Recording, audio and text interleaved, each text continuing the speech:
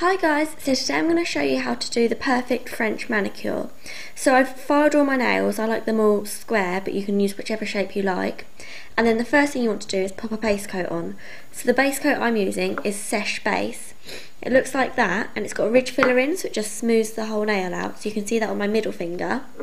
And then what I'm going to do is put the pink on, because the classic French usually has the pink base with the bright white tip. So the pink that I'm going to use is by iBeautyBoutique, and it's called Hawaiian Orchid. And I'm just going to paint a thin layer of that all over the nail.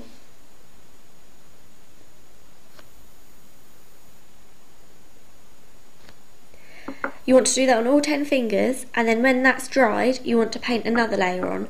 It's best to do 2 thin layers than 1 thick layer, just because it dries quicker, and it's better just to layer it up than to have one big kind of gloopy mess on your nail.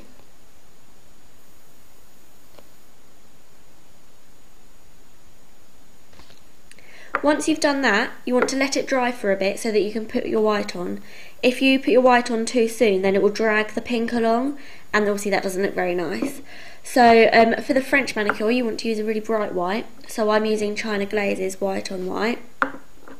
And what you want to do is make sure you don't have too much on your brush, because you don't want to it to overspill everywhere. You want to kind of keep control, and you want to paint it across the white tip of your fingernail.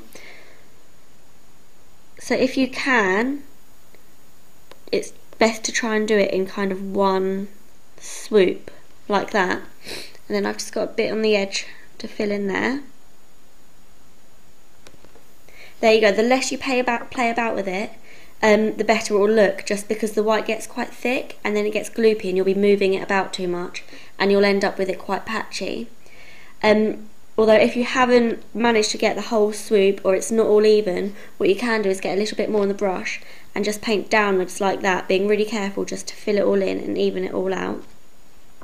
Once that's done, you can put your top coat on. So I've got Seche Vite. It's a quick drying top coat and it's really glossy. At the moment I'm using it all the time. It's the best one that I've found. So yeah, you want to let that dry for a bit and then pop your top coat on just gently, making sure you don't drag any of the white tip down to the base of the nail. And there you go. It's really easy to do. It just takes a bit of practice. So give it a go and see what you think.